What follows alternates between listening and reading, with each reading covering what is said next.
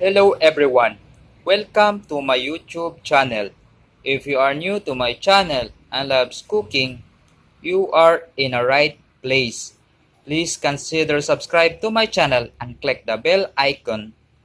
By doing so, every time we upload new videos, you are the first to notify.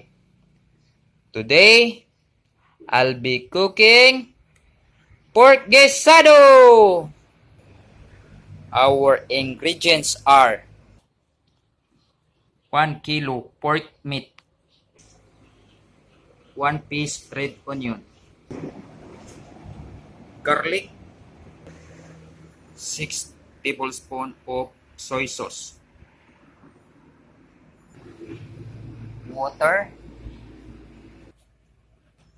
200 grams of tomato sauce, and salt to taste. So let's start. In a large cooking pan, put the pork meat,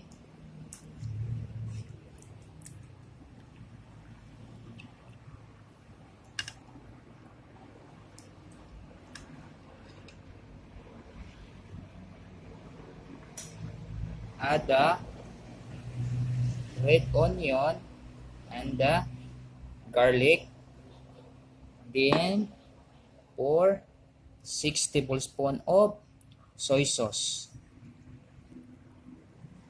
and mix.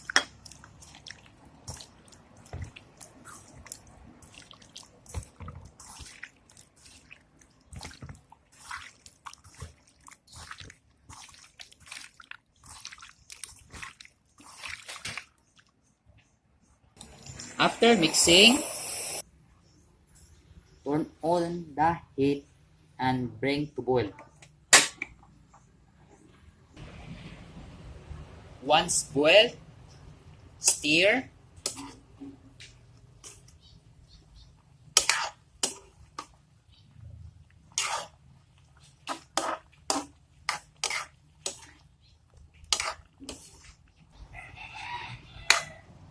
Then add 1 cup of water.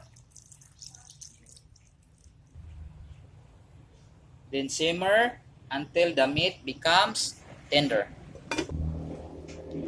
Once the meat becomes tender, add the tomato sauce.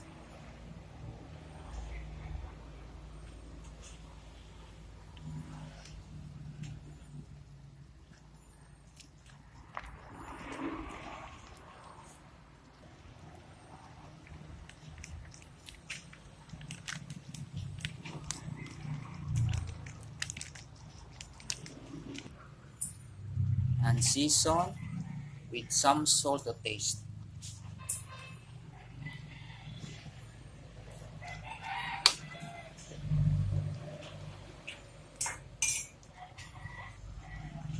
Okay. Then stir.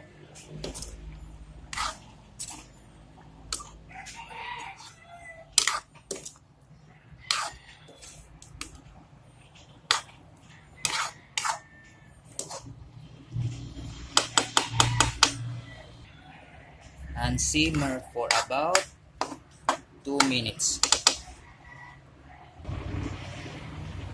After 2 minutes, our pork guisado is done.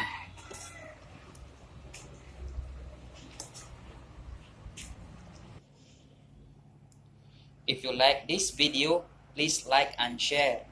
And if you like more videos, please subscribe to my channel and click the bell icon.